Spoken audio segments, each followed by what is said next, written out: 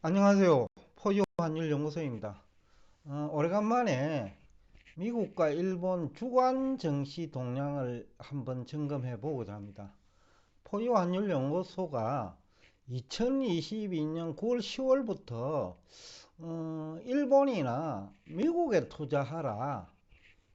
일본은 뭐 상사 그리고 뭐 도요타 같은 거 그죠? 그리고 뭐 시중은행 미국은 나스닥 100 중심으로 투자하라고 했는데 공통점은 23년 초에 반도체에 투자하라는 거죠. 그런데 이제 1년 조금 지난 현 시점에 미국 나스닥도 한 5, 60% 올랐고 니케이 지수도 5, 60% 올랐는데 포유 환율 연구소가 추천이라고 하면 추천이고 의견을 개진한 반도체 쪽은 또 일본은 상사 도요타는 그보다 훨씬 더 올랐죠. 어, 그 결과 최근에 이제 미국도 사상 최고치, 일본 니케이 지수는 225입니다만은 선물 기준으로 이제 4만 선을 돌파를 했어요. 뭐 어떻게 보면 역사상 최고치인데 그런데 이제 미국도 일본도 시장을 주도하고 있는 거는 AI 관련 반도체고 일본은 이제 환율 수혜주들이 또 동반 상승을 했죠. 특히 또 지난주에는 애플이 애플카를 뭐 10년 이상 준비를 한 것 같은데 그걸 이제는 접고 AI 분야에 투자를 확대하겠다는 의견을 피력했죠. 그러다 보니까 이제 AI 관련 주식이 더욱더 이제 탄력을 받고 한데 일단 미국과 일본 증시는 대단한 상승률을 보이고 있다. 근데 이게 이제 거품이 있냐라는 얘기도 뭐 아직까지는 노는 국가도 있고 또 그 신뢰도의 측면에서는 얼마나 설득력이 있느냐는 제가 지난번 세미나 때 얘기를 했습니다만은 일단 전반적인 것은 아직도 추가적인 상승 여력이 있다고 봅니다. 조금 쉬어 간다고 했는데 지수만 놓고 보면 2월 한 달은 거의 행보라고 해도 박스권이죠. 어, 기, 사상 최고치 기록은 했습니다만은 1월과 대비해 가지고는 그렇게 많이 올라온 거는 아닌데 일본은 뭐 상당히 많이 올랐고요. 근데 이제 미국은 박스권 정도에서 사상 최고치 기록했다? 그 정도 해석이 맞는 것 같는데 어떤 지금 추가적인 상승 여력이 있다고 보는 이유는 세미나 때도 얘기를 했습니다만은 그 지금 현재 물가 상승률은 감당할 수 있는 물가 상승률이에요. 임금이 이제 미국 같은 경우에는 많이 올랐고 일본도 지난해 이후로 정부에서 임금 상승을 유도했죠. 상장 기업으로 하여금 월급 올려주라고. 그렇기 때문에 이제 그 부담 능력이 향상된 거죠. 미국도 일본도. 그렇기 때문에 또 물가 상승분을 부담할 수 있기 때문에 기업 입장에서는 가격 인상을 할 수가 있죠. 그러니까 이제 거품 논쟁에서 조금 자유로울 수 있는 부분이기도 한데 근데 미국 같은 경우에는 최근 서비스 물가 중심으로 어, 약 한 3%다 후반대 정도 올랐는데 그 중심에는 임금 상승률이 있다라는 거죠. 4% 가까이 이제 임금이 상승했네. 전년 동기 대비입니다만은 이것 때문에 어, 물가 상승은 좀처럼 주저앉기 어렵고 상반기까지는 제가 볼 때는 물가가 연준이 의도하는 2%대 중반도 내려가기 힘든다고 봐요. 그러면 이제 경제 성장률 내지는 상장기업 매출액, 영업 실적 이쪽을 보면 뭐 결국 이것이 고용인데 이쪽을 보더라도 큰 문제가 없거든요.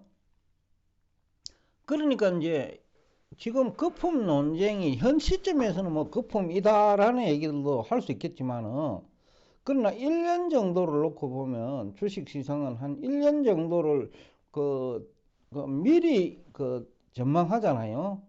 또 PER도 1년 정도를 가지고 향후 1년을 가지고 산출을 하니까. 근데 지금까지 제가 세미나 때도 얘기를 했는데 경제를 부정적으로 보니까 미국도 부정적으로 봤고, 그죠? 지난해 10월까지만 해도 뭐 일본도 그런 식으로 부정적으로 봤단 말이죠. 그러다 보니까 PER 칸은 이게 뭐 정권 전문가들이 산출하죠. 실제보다 너무 높게 책정되어 있다는 거예요. 우리 연구소가 만약에 산출한다 하면 그보다 낮아지겠죠.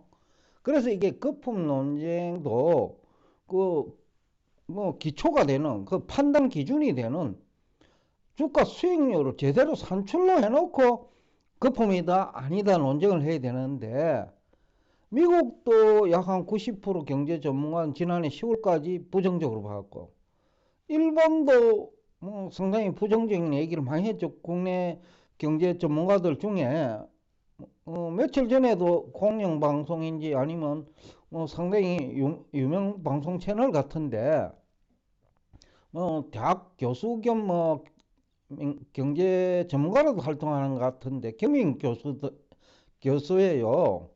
이름은 정확하게 모르겠는데 그분이 나와가지고 일본 주가 상승 요인을 나왔던 금리 수준하고 그 다음에 이제 물가가 2%대를 올라선 것에서 찾는데, 그것은 별로 저 설득력이 있는지 저는 의문이에요. 저희 대표님하고도 이게 설득력이 있느냐라는 얘기를 하니까 대표님 동의를 못해요. 그분의 얘기를. 왜냐하면 이 일본의 그 주가가 23년도화가 폭발했거든요. 22년 10월까지만 하더라도 어떻게 보면 지지부진했어요, 일본 증시가. 그러면 22년에는 금리가 높았나 하면 아니거든요. 지금 일본의 마이너스 금리는 2016년 9월부터 시작됐어요. 그때 마이너스 1.0%였는데 뭐 지금도 마이너스 1.0%죠. 정책 금리는. 그러니까 금리가 낮아진 게 어제 오늘이 아니기 때문에 주로 기준금리 중심으로 그분은 얘기하던데 겸임 교수 같아요. 연준에 그 기준금리 인상할 때쯤 생중계까지 하는 그런 분인 것 같은데, 여하튼 설득력은 없다 이거죠. 왜냐면 2023년에 금리가 낮아진 것도 아니고 물가가 2023년에 올라간 것도 아니고요. 그러니까 설득력이 없다라는 거죠. 더군다나 주가는 선반영하잖아요, 그죠? 그런 측면에서 보면 그분 주장의 설득력이 거의 없다. 그러니까 또 그렇다면 이분이 2022년도에 일본 정시를 아름답게 봤냐 하면 그건 아니에요. 일본 망한다는 얘기를 많이 했거든요. 그 무렵에. 특히 경제학자, 경제 전문가들이 다 그런 얘기를 했죠. 그런 측면에서 사후적으로 꽤 맞추는 논리인데, 전망에 실패한 사람이 사후적으로 꽤 맞추는 논리는 설득력이 있을까? 라는 또 의문도 제기를 해보지요. 여튼 미국과 일본은 사상 최고치를 지금 계속 경신하고 있는데, 이것이 과연 거품이냐라는 그 질문을 한다면 아직은 그럴 단계는 아니다. 특히 일본은 그런 생각은 들어요. 그 다음에 이제 임금 상승을 수반되는 물가 상승이기 때문에 포유환율연구소가 지난해 세미나 할 때부터 올해 6월까지는 그 문제 없을 거다. 지난 2월 18일 세미나 할 때도 큰 문제 없을 거다 했는데 한 10일 지냈는데 그 이후로도 일본은 많이 올랐어요. 미국은 또 여기다가 주택시장도 회복 조짐이 있어요. 근데 흥미로운 것은 미국 그 주식의 개미들이 공매도를 하는 사람이 있는 것 같아요. 물론 2022년 10월경에도 공매도 한 사람 많아요. 우리 연구소 뭐 구독자 중에서도 제가 전화까지 받은 분이 있는데 2022년 10월이 그 다음에 2023년 10월에도 공매도 한 사람이 있는 것 같아요. 여하튼 이분들이 대부분은 이제 결국은 지금 일본 정시를 찬양하는 그런 경제 전문가들 얘기를 들은 것 같은데 그분들 여태까지는 일본을 굉장히 부정적으로 봤죠. 미국도 부정적으로 보고. 근데 그분들이 지금에 와서는 또 찬양을 해요. 일본 정시, 미국 정시도 이제는 뭐 연착륙한다. 최근에 와가지고 미국 그 기준금리 인상과 관련해 가지고는 연말까지 기준금리 인하 없다라는 뭐 그런 논리까지 등장을 했어요. 포유환율연구소는 자료가 아직까지는 없기 때문에 지난해 11월부터 향후 한 6개월 봐가지고 원래 상반기까지는 문제가 없다. 금리 인하를 할 이유도 없다. 명분도 없다. 그런 얘기를 했는데 아직 저희들 아까 논리에는 변화는 없어요. 근데 개미들이 왜 공매도를 했을까? 2월 달에도 한 것 같아요. 이제 거품이라고 보기 때문에 공매도를 했겠죠. 그 얘기는 개미들이 자기 논리일까? 아니면 흔히들 경제 전문가 실력은 안 되면서 맨날 안 좋다는 얘기만 하는 분들이 적지 않으니까요. 그렇다고 근거를 가지고 오는 것도 보면 경기 선행지수인데 지난번 세미나에서도 얘기를 들었습니다만은 선행지표로 활용하는 경제연구소에서는 대개 9개 정도 되거든요. 근데 그 9개 모두가 다 개별적으로 보면 문제 많아요. 근데 그것을 종합하면 그 경기 선행 종합 지표를 모두 종합하면 그게 9개가 문제가 다 있기 때문에 그게 설득력이 있을까요? 9개 중에 1개가 좀 잘못돼도 설득력이 희박한데 9개 다 문제가 있다는 거예요. 그걸 가지고 나와가지고 공영방송이나 3프로TV 같은 구독자가 많은 그런 채널에서 막 이상한 논리를 전개하는 사람들이 거의 99%거든요. 그래서 제가 이제 설득력이 없어가지고 저는 그걸 믿지는 않는데 여튼 미국 정시도 아직까지 거품이 있냐는 잘 모르겠어요. 왜냐하면 임금 상승이 수반되고 또 물가가 오르니 기업 입장에서는 불리할 게 없다라는 거죠. 오히려 기업 이익을 숨겨야 될 그런 상황이다. 왜냐? 세금을 많이 두들겨 맞는단 말이죠. 기업 이익을 숨겨야 세금이 좀 줄어드니까 법인세가. 오히려 미국 경제는 그런 상황이다. 그러니까 PR조차도 정확하지 않다라는 얘기를 하고 싶어요. 또 일본은 그동안에 저평가가 돼가 있고 저평가된 이것이 이제 최근 1년 동안 현실화되는 과정이에요. 그리고 일본은 미국보다 유동성도 많아요. 그 다음에 가계 저축률도 높아요. 그래서 정시로 이동할 자금도 충분하다. 그렇기 때문에 니케이 지수 4만선 돌파는 시간 문제라고 했는데 간밤에 선물 시장에서는 니케이 225가 4만을 돌파했어요. 어떤 일본 정시는 아직도 문제될 게 없다.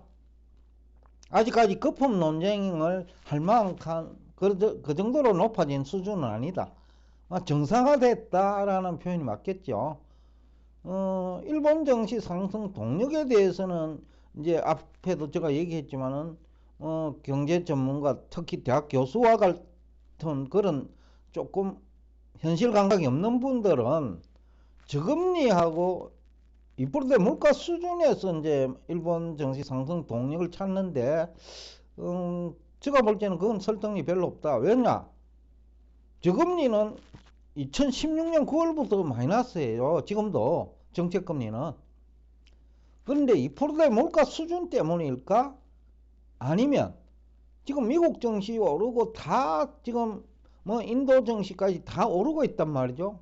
근데 일본 증시만 제대로 못 올라간 거예요. 2022년 말까지. 근데 이익은 사상 최대치로 기록하니까 상대적으로 너무 저평가되어 있는 거예요. 일본인들이 미국 증시에 투자하고 있거든요. 그 다음에 인도에도 투자하고 있어요. 그런데 뭐 그쪽과 비교하면 일본 증시는 너무 저평가되어 있다는 거예요. 가장 큰 원인이에요. 그걸 이제 느낀 거예요. 일본 증시가 저평가되어 있다는 것을 일본 국민 전체가 이제 인식하기 시작했다는 거예요. 그래서 돈이 이제 저축해서 일본 증시로 이동하는데 아직도 거품이 아니다라는 논쟁이 설득력이 있기 때문에 돈이 이동하는 거예요. 왜냐면 아직도 일본은 뭐 예금해봐야 이자 몇 푼 안 되니까. 그래서 일본 주가 상승 요인은 낮은 금리 수준이라는 분석은 설득력이 없어요. 그분도 뭐 지난해 초에도 금리 낮았잖아요. 그런데 그때는 부정적으로 봤거든요.